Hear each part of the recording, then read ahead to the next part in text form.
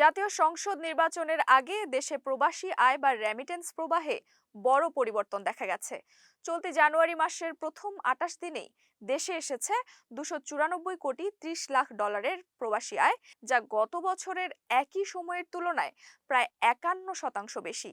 বাংলাদেশ ব্যাংকের তথ্য অনুযায়ী গত বছরের জানুয়ারির প্রথম 28 দিনে দেশে এসেছিল মাত্র 195 কোটি 50 লাখ ডলার, অর্থাৎ এক বছরের ব্যবধানে প্রবাসী আয়ে উল্লেখযোগ্য প্রবৃদ্ধি হয়েছে। কেন্দ্রীয় ব্যাংক আরও জানায়, চলতি 2025-26 অর্থবছরের জুলাই থেকে 28 জানুয়ারি পর্যন্ত মোট প্রবাসী আয় এসেছে 1,921 কোটি ডলার, যা আগের অর্থবছরের একই সময়ের তুলনায় 22% বেশি।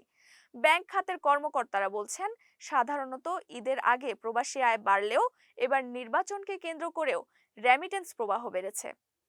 তাদের মতে, নির্বাচনী ব্যয় মেটানো ও বিদেশে তহবিল সংগ্রহের কারণেও প্রবাসী আয়ের নামে অর্থ দেশে আসছে।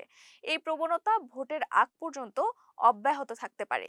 গত ডিসেম্বর মাসে দেশে প্রবাসী আয় এসেছিল 322 কোটি ডলার, যা গত কয়েক মাসের মধ্যে সর্বোচ্চ। জুলাই থেকে নভেম্বর পর্যন্ত মাসিক আয় ছিল 240 থেকে 290 কোটি ডলারের মধ্যে।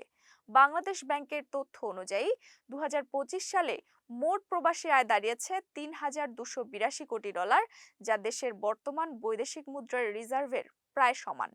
রেমিটেন্স বাড়ায় ডলারের বাজারে চাপ কমেছে। একসময় ডলারের দাম 128 টাকা ছাড়ালেও এখন তা নেমে এসেছে 122 থেকে 123 টাকায়। প্রবাসী আয়ের এই ঊর্ধ্বগতি দেশের বৈদেশিক মুদ্রার রিজার্ভকে শক্তিশালী করছে বলে মনে করছেন বিশেষজ্ঞরা।